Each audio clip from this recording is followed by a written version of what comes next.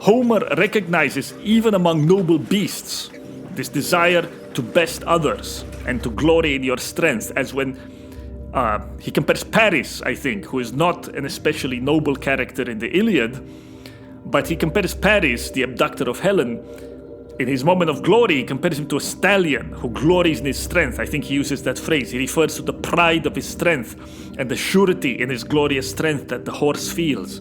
So even beasts do. It is a manifest magnificence that actually needs no elaboration and defense. And in fact, almost all verbal elaboration and defense exists actually to cover up and argue away such magnificence. And Venner should have had the consistency to praise this above even Hector's noble defense of his city, for which Achilles, who is a man hardly of any city, but he's rather a centaur of the steppe, but he even has some contempt for that Hector's defense of his city and the way he lives a hampered life and so forth. So I had argument with Blosius.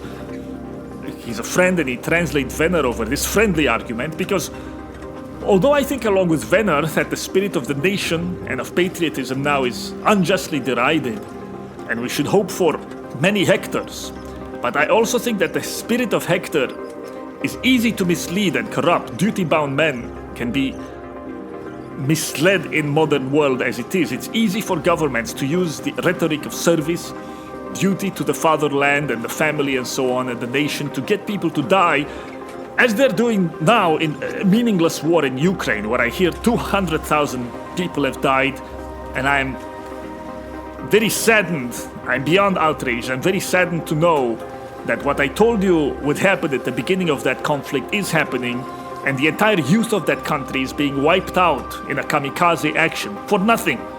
And it's all being done with this kind of rhetoric. And I fear that they could convince the same in the United States and just send brave white kid to die meaningless industrial war in Taiwan, even just to get rid of the young white male population. They would do that.